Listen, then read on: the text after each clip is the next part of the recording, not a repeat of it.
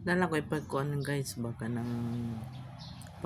kuan baka na power sa mga tao kana na i-Gcash. Kay kana ding na i-Gcash, didagay ka magkumpiyansa kay naagi na biktima pod akong kuan ba. Akong igsuon. Na 5,000 sa iyang kuan sa iyang Gcash gisend kahapon. Tapos nag-send pod siya sa ako og 500.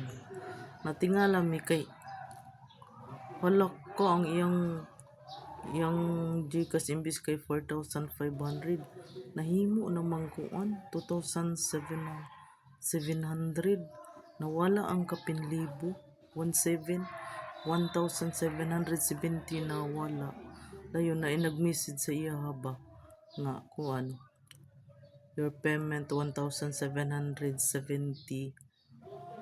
to the Giggle already processed.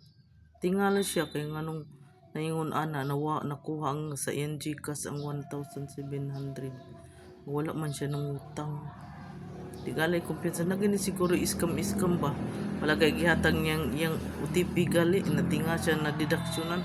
Sayang kaayo ang kuan oy 1,700 ibis kay palit to bugas.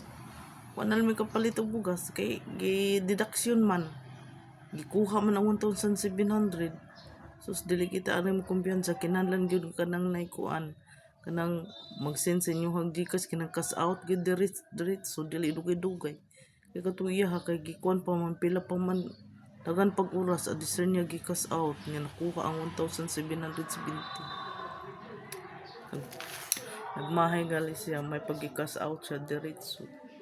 Wala na video ko guys aron makaibaw maka-alarm makay na di gid angay kumpiyansahan raw ning ana basig Gcash naana po mga scammer bisag dili makuan ba kanang dili mahatag ang OTP matingala mi kay ngano na didiksyonan nawa ang 1,770. Okay guys pagbantay gud mo sa kuan ug mag-send sa inyong Gcash cash out na diretso ay dugay-dugay